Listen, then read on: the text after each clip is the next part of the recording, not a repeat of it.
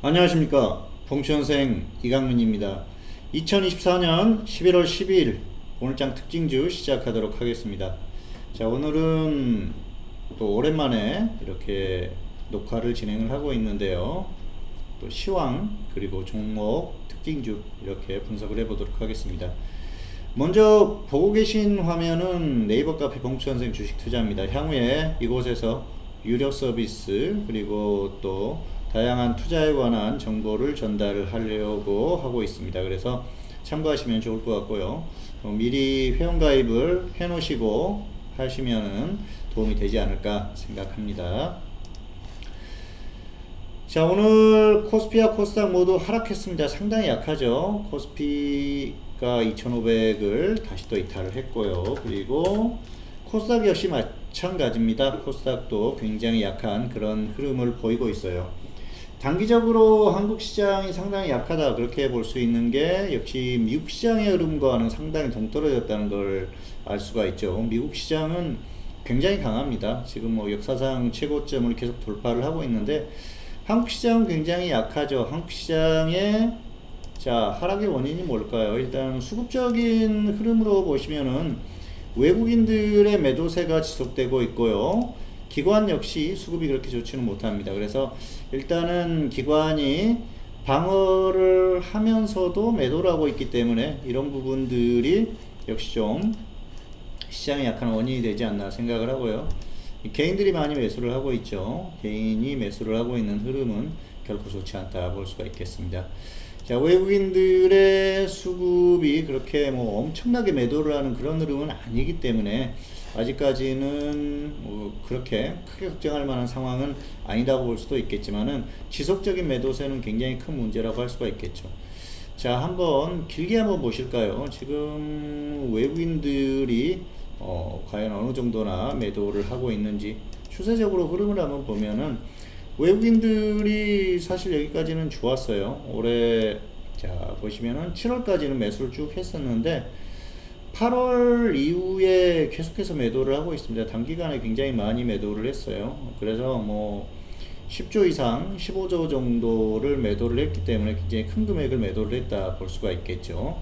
어쨌든 이 추세적인 매도세는 좋지 않고요. 추세적으로 개인들이 매수를 하고 있기 때문에 더욱 좋지 않다 볼 수가 있겠죠. 자, 일단은 이 매도세가 지속되느냐 굉장히 중요한 그런 부분이라고 볼 수가 있겠고요. 어쨌든 한국 시장에 대한 메리트는 가격적인 부분, 그걸 제외하고는 좋지 않다. 특히 최근에 북한과 러시아의 어떤 그 밀월 관계가 다시 또 불거지면서 한국에 대한 불안감 그런 것들이 있죠. 사실 뭐 전면전이 일어난다거나 전쟁이 일어나기는 쉽지가 않습니다. 그런데 러시아가 북한을 도와준다 그러면 또 상황은 달라질 수가 있는 그런 상황이거든요. 다만 그럼에도 불구하고 전면전 가능성은 크지 않다. 왜냐? 한국과 북한에서 전쟁이 일어나게 되면 러시아가 북한을 지원을 해줄 수는 있지만은 본격적으로 참전을 해서 같이 전쟁을 한다. 그럴 가능성은 그렇게 크지 않다고 봅니다. 자, 왜냐? 강대국들 뭐 미국도 마찬가지입니다만은 본인들의 본토에서 일어나는 전쟁이 아니면은 그렇게 전면적으로 나서서 본인들의 전쟁인 것 마냥 해주기는 힘들다는 거죠. 미국 같은 경우에는 한국의 위치가 굉장히 중요한 위치이기 때문에 충분히 또 적극적으로 개입을 할 수 있지만은 러시아 같은 경우에는 사실 그럴 만한 여력이 그렇게 크지는 않다고 보고 있습니다. 어쨌든 이런 여러 가지 흐름 또 한국의 지정학적 리스크 이런 것들이 외국인들의 매도세를 지금 부추기는 그런 흐름이 나오고 있고요. 시기적으로도 좀 그럴 만한 그런 그 타이밍이 아닌가 생각을 합니다. 어쨌든 좀 안타까운 그런 흐름이 나오고 있는데요. 자, 지금 단기적인 혼조세는 이 종목의 영향이 굉장히 크죠. 삼성전자가 어마어마하게 빠졌죠. 단기에 80% 정도 빠지는 그런 흐름이 나오고요. 자, 보시면 재밌는 게 대형주는 저점 이탈을 하지 않았어요. 그러면은 삼성전자 하나가 지금 시장을 약하게 만들고 있고요. 자, 보시면은 지수 흐름과 대형주 흐름 거의 비슷하죠. 그런데 삼성전자는 엄청나게 약하죠. 다른 종목들이 버텨주고 있다는 거예요. 그렇기 때문에 이 삼성전자만 최소한 버티는 흐름만 나와도 한국 시장은 다시 반등할 가능성이 크고요. 삼성전자가 반등한다 그러면 가파르게 상승할 수도 있는 그런 흐름입니다. 뭐 물론 삼성전자가 상승했을 때 과연 하이닉스가 어떤 흐름을 보일 것인가, 그것도 굉장히 중요하죠. 하이닉스의 시가총액 비중도 뭐 그렇게 작지는 않습니다. 그런데 삼성전자하고는 비교할 바가 못 됩니다. 그래서 어쨌든 현재 상황을 보면은 삼성전자와 하이닉스의 흐름이 역전이 된다 그랬을 경우에는 지수에는 긍정적이라고 볼 수가 있겠고요. 자, 삼성전자의 하락이 언제까지 이어질 것인가? 자, 개인적으로 보기에는 이제 어느 정도 좀 빠질 만큼은 빠졌다고 생각을 합니다. 5만원이 순간적으로 깨질 수는 있다고 보는데요. 추세적으로 계속 빠질 가능성은 크지 않다고 보고 있고요. 2020년 저점에 거의 다가왔어요. 그렇다고 보면은 지금 가격은 굉장히 저렴한 가격이라고 볼 수가 있겠습니다. 자, 향후의 흐름은 HBM과 연관돼서 움직일 수밖에 없는 그런 흐름이고요. 하이닉스는 좀 불안 요인이 있죠. TSMC와 합작을 하고 지금 열심히 또 HBM4를 개발을 하고 있는데요. 과연 거기에서 삼성이 어느 정도까지 따라가 줄 수 있는지가 관건이 될 것 같습니다. 다만 현재의 주가의 흐름은 모든 리스크가 거의 다 포함된 그 정도의 흐름이기 때문에 삼성전자의 주가가 맥없이 계속 하락하기만 한다고 보기는 좀 어렵지 않나 생각을 합니다. 자, 5만원이 깨질 수는 있다. 하지만 지속적으로 빠지기보다는 반등 타이밍을 지금 보고 있는 그런 정도의 구간까지 왔다는 말씀을 드리고 싶고요. 그렇다고 봤을 때 지수의 흐름은 이제는 좀 어느 정도 저점을 모색할 수 있는 그런 구간이다. 2400이 깨질 수도 있겠죠, 순간적으로. 하지만 2400이 깨지게 되면은 다시 또 반등 타이밍을 볼 수 있는 그런 구간이지 않나 생각을 합니다. 어쨌든 지금 다른 대형주들이 굉장히 잘 버텨주고 있는 그런 흐름이고요. 삼성전자의 주가가 자 보시면 아시겠지만 2020년 지수 폭락했을 때 그 저점하고 비슷합니다. 그런데 코스피 대형주 같은 경우에는 한참 차이가 있죠.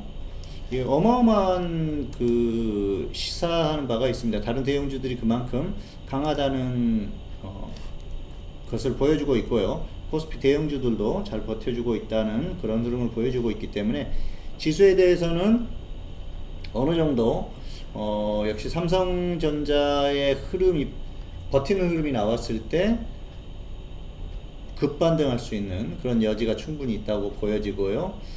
역시 다른 종목들은 그래도 좀 공략을 해볼 만한 그런 구간이지 않나 생각을 합니다. 어쨌든 지수가 완전히 무너질 가능성보다는 반등할 수 있는 구간을 모색하는 그런 구간에 왔다고 보시면 될 것 같고요. 어쨌든 앞에서도 언급을 했지만은 2400이 순간적으로 깨질 수는 있겠지만은 역시 반등 타이밍을 노릴 수 있는 구간이다. 뭐 정말 최악의 경우에는 2300이 깨질 수도 있겠죠.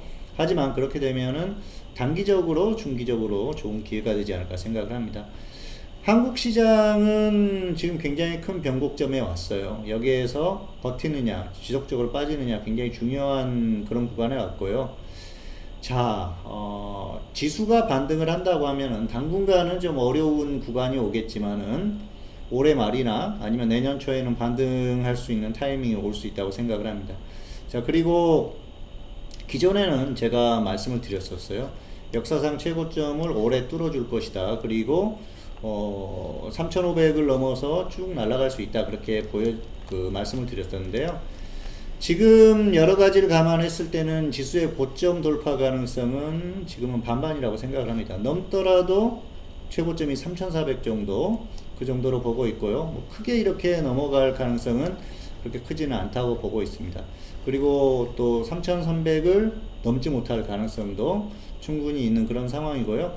향후의 흐름은 여러 가지 상황을 지켜봐야 될 것 같습니다. 그리고 내년 초반까지의 흐름을 보면은 또 어느 정도 그 예상이 될 수 있는 그런 흐름이기 때문에 향후에 또 시황으로서 다시 한번 전달을 해드릴 테니까요.